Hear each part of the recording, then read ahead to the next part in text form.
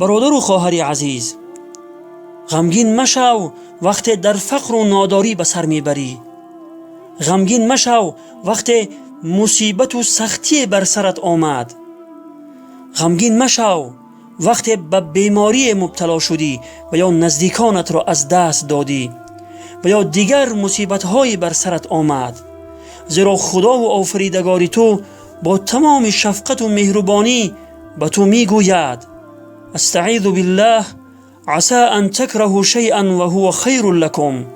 یعنی شاید آن چیزی که برای شما ناخوش و ناگوار است برای شما خیر و نیکی باشد. و در دوام آیت می فرماید: استعیذ بالله والله یعلم و انتم لا تعلمون. یعنی و حقیقت این را خدا می داند، شما نمی دانید. پس هرگز غمگین مشو، چون که در هر مصیبتی که بر سرت می آید البته در آن خیری نهفته است که آن را تنها خداوند می داند. خدا را وقت سختی می شناسیم،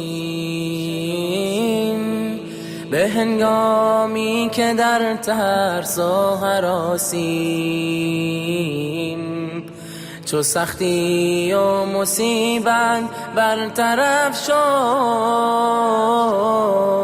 خدا را غافلیم و ناسپاسیم. خدا را غافلیم و ناسپاسیم.